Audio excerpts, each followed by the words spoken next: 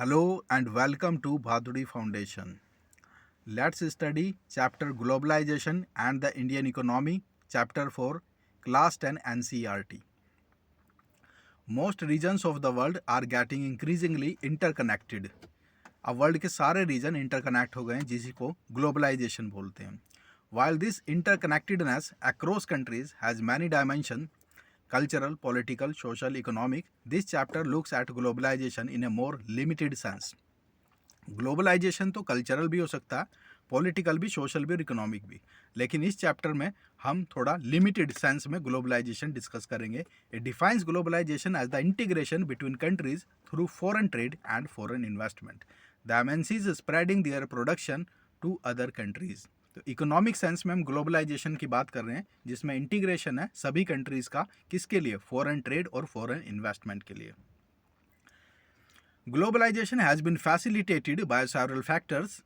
Three of these have been highlighted, जैसे कि rapid investment in improvement in technology, liberalization of trade and investment policies, and pressure from international organizations such as World Trade Organization. These are the factors that promote globalization. Gone are the days when ambassadors and Fiat were the only cars on Indian roads. अब वो दिन चले गए जब ambassador और fate car ही India में हुआ करती थी. Today Indians are buying cars produced by nearly all top companies in the world. अब इंडिया में अवेलेबल है हर टॉप ब्रांड की कारें और any other products. To the call centre in Bengaluru equipped with telecom facilities and access to the internet to provide information support to customers abroad.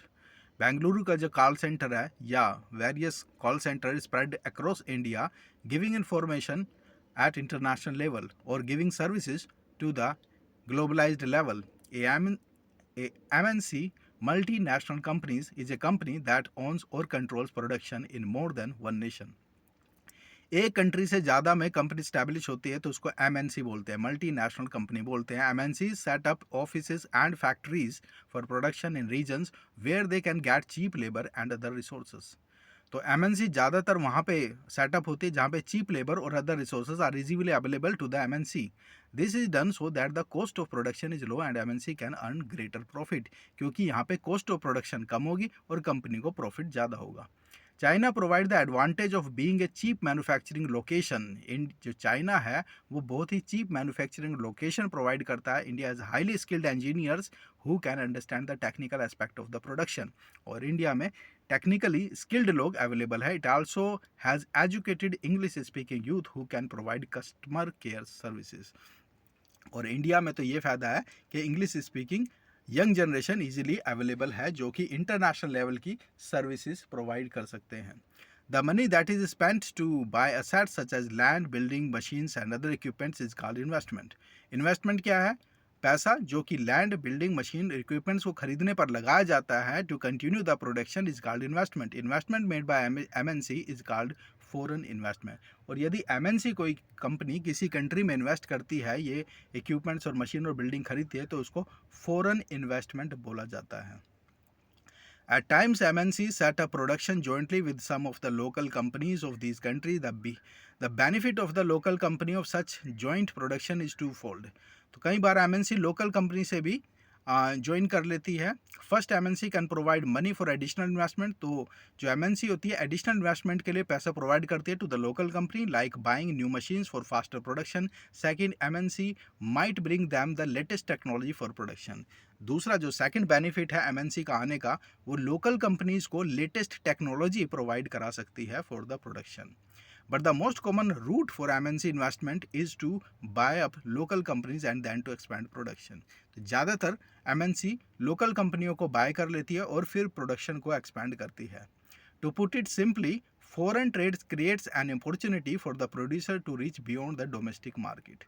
जो foreign trade होता है वो अपॉर्चुनिटी देखता है डोमेस्टिक मार्केट में, market for their own countries, ताकि अपनी country के प्रोडक्ट्स को वो हमारी डोमेस्टिक मार्केट में या किसी अदर कंट्री की डोमेस्टिक मार्केट में सेल आउट कर सके. In general, with the opening of trade, goods travel from one market to another. Choice of goods in the markets rises.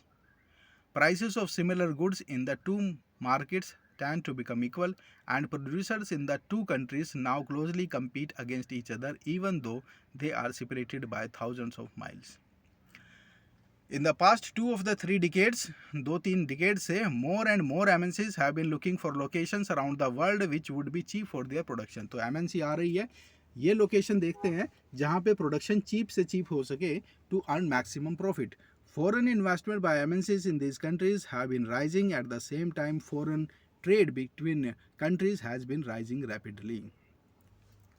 To continue this lecture, subscribe our YouTube channel and download our app bahadurifoundation.com from Play Store.